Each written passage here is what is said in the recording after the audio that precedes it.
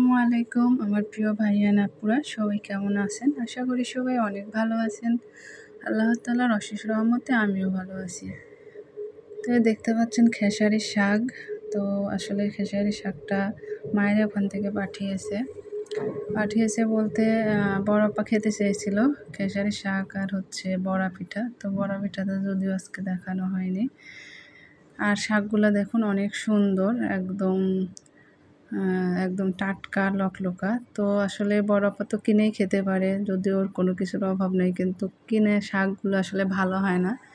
এই কারণে জমিতে থেকে উঠিয়ে দিয়েছে মা। তো আমি ওকে দিয়ে দিয়েছি আর আমি সামান্য একটু রেখেছি। আর দেখুন ডগাগুলো অনেক সুন্দর আর একদম জালি জালি। আর এখানে এই যে ধনিয়া পাতা কুচি করে কেটে রেখেছি। আর এখন আমি এই যে মাছ ভিজিয়ে রেখেছি দুপুরে রান্নার জন্য।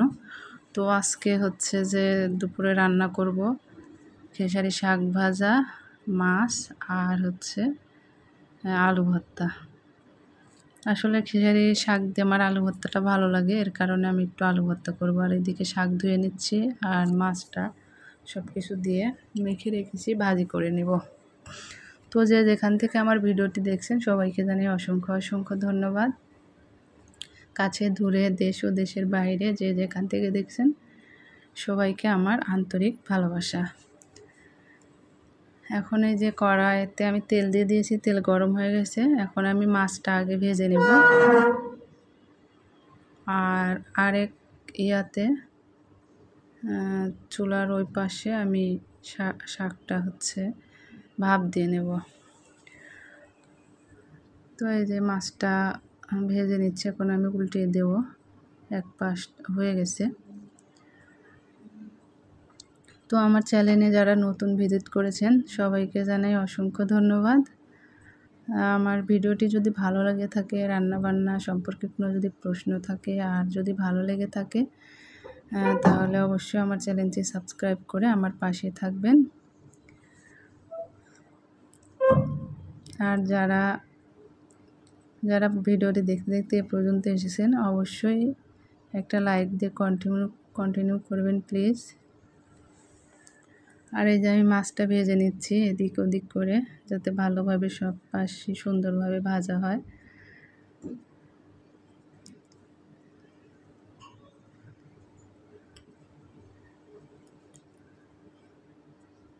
তো আসলে মায়ের বাড়ি মানে ওভাবে যাওয়া হয় না, যার কারণে ওইভাবে কোনো ভিডিও দিতে পারি না। শুধু দুদিন এর আগেও একদিন বললাম, আজও বলছি মায়ের বাড়ি, দিয়ে গল্প করছি মায়ের বাড়ি। তো আসলে যাওয়া হয়নি।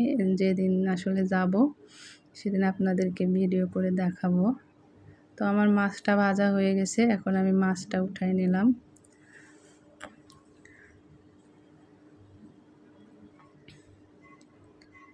আর কড়াইতে আবার একটু তেল দিয়ে দিব, দিয়ে এখন আমি শাকটা ভেজে নেব। তো এই যে এখানে আমি রসুন থেঁতা করে নিয়েছি, কাঁচামরিচ কেটে নিয়েছি, আর এখানে পেঁয়াজ আছে। তো আগে রসুনগুলোই দিয়ে দিব, দিয়ে সুন্দর করে ভাজা ভাজা করে নিয়ে আসবো। তারপরে সব এগুলো দিব, পেঁয়াজ আর কাঁচামরিচ।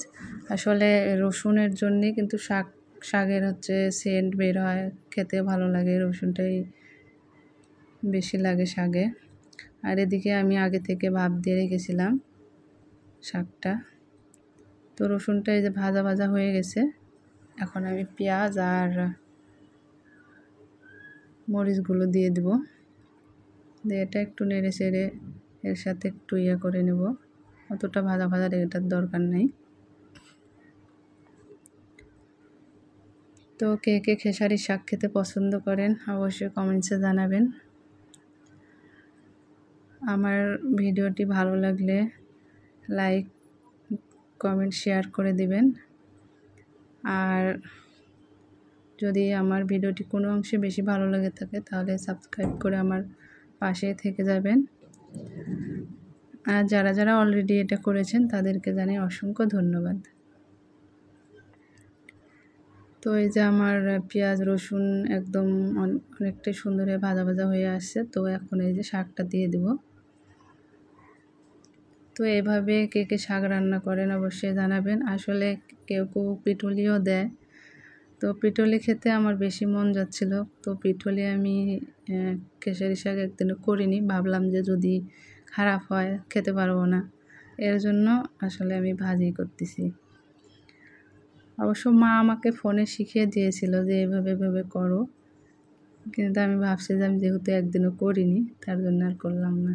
তো এই পর্যায়ে যে লবণ দিয়ে দিলাম, লবণ আমি আগেও দিয়েছি ভাপ দেওয়ার সময় সামান্য, আর এখন একটু লাগবে তো দিয়ে দিলাম।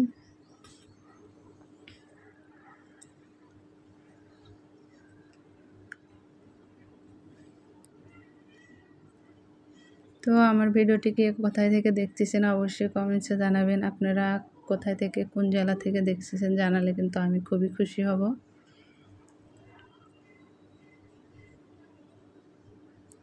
আর এখন আমার শাকটা ভাজা হয়ে গেছে। এখন আমি এই যে একটা বাটিতে নামিয়ে নিয়েছি। আমি একটু কাঁচামরিচের পরিমাণটা বেশি দিয়েছি, কারণ শাকটা একটু ঝাল ঝাল হলে বেশি ভালো লাগে। তো এখন আমি এই যে মাছটা রান্না করে নেব। তার জন্য কড়াই বসিয়ে দিয়েছি। কড়াই গরম হয়ে গেছে, তেলও দিয়ে দিলাম। এবার জিরে দিয়ে দেব। তারপরে যে একটু কুচি করা পেঁয়াজগুলো দিয়ে দিলাম তেলে। তারপরে এটা হচ্ছে দিলাম রসুন পেঁয়াজ বাটা, একটুখানি দেবো আদা বাটা, আর দেব শুকনো মরিচের পেস্ট।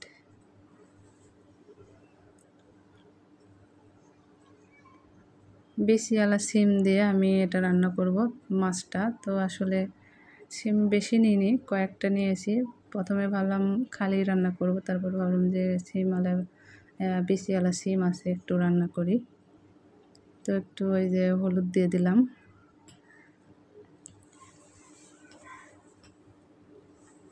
এই পর্যায়ে এই যে লবণ দিয়ে দিব পরিমাণ মতো। এখন আমি মশলাটাকে সুন্দর করে কষিয়ে নেব।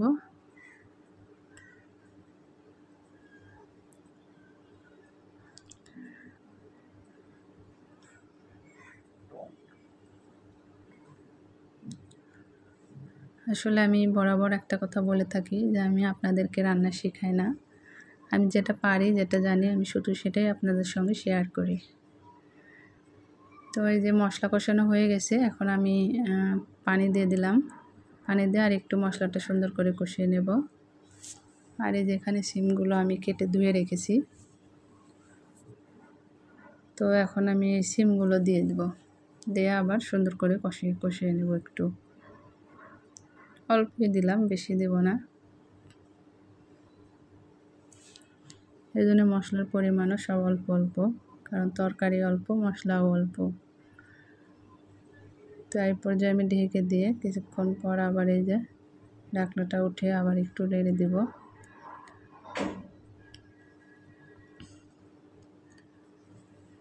তো আবারও আপনাদেরকে মনে করিয়ে দিই, যারা ভিডিওটি দেখছেন লাইক দেননি, এ পর্যন্ত এসেছেন দেখতে দেখতে, অবশ্যই একটা লাইক দিয়ে কন্টিনিউ করুন প্লিজ। আপনাদের একটা লাইকই পারে আমার ভিডিওটি আরও 5 জনের কাছে পৌঁছে দিতে। তো আমার এই যে সিমটা সুন্দরভাবে কষানো হয়ে গেছে। এখন আমি একটু পানি দিয়ে দেব।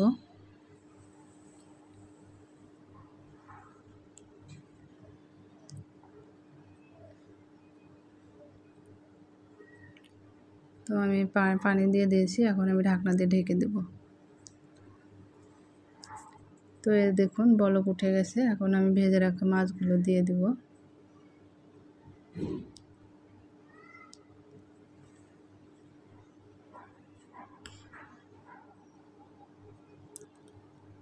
তো মাছটা দিয়ে আমি আবার কিছুক্ষণ ঢাকনা দিয়ে ঢেকে জাল করে নেব।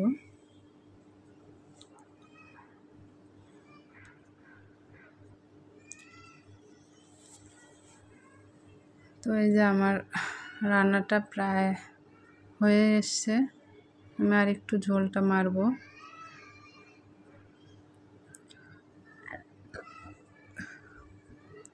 তো এই যে রান্নাটা হয়ে গেছে, এখন আমি একটা বাটিতে নামিয়ে নেব। তো রান্নাটা কেমন হয়েছে সবাই কিন্তু জানাবেন। আর ঝোলটা এতটা থাকবে না, শুকিয়ে যাবে। এই যে আমি বাটিতে নামিয়ে নিয়েছি। তো কেমন হয়েছে সবাই কিন্তু অবশ্যই জানাবেন। আর এই যে